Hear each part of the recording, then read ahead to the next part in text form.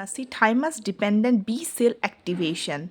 So when an antigen enter in our body, some receptor are present on the surface of the B cell. This is known as BCR, that is B cell receptor. So this antigen bind to your BCR receptor.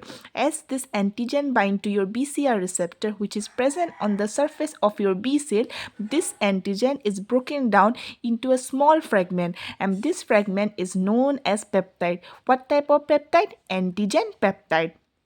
Then we have to present this antigen peptide to a T cell, specifically T helper cell. So there was a MHC2 molecule, major histocompatibility complex 2 molecule, which are present on the surface of the B cell, which help in the presentation of this antigen peptide to T helper cell, and with the help of the TCR, T cell receptor, which is present on your T cell. When this antigen bind to your BCR, this generate a signal number 1. Okay. Now, there is some other co-stimulatory molecule CD4, which is also help this encounterment. Then some other co-stimulatory molecule are present both on the surface of B cell and T helper cell. When CD4TL, which is present on the T helper cell, interact with the CD40 present on the B cell, this generate your signal number 2. Then some other co-stimulatory molecules such as CD28 and B7.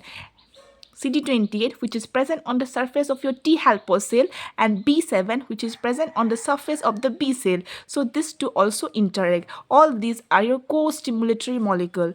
And after all this interaction, there is a release of some cytokine from your T helper cell, such as interleukin 2, 4, 5, and this generate your signal number 3. The first signal, when this antigen bind to your BCR, this is your signal number 1. Then when this co-stimulatory molecule CD4TL bind to CD40, this is your signal number 2. After that, when the cytokine is released by your T helper cell, they generate your signal number 3. Now, this cytokine have to be accepted by some receptor which are present on your B cell. So this cytokine, for example, interleukin 2, 4, 5 are received by your receptor, that is interleukin receptor present on your B cell. As a result, your B cell get activated and differentiated into 2 cells. One is your plasma cell and another is your memory cell. This plasma cell is responsible for your antibody production, and memory cell have the memory that antigen enter in our body. So when the second time same infection, bacteria or virus enter in our body, our memory cell get activated and help defense against your antigen. This is known as thymus dependent B cell activation. Thank you for listening. Ciao ciao.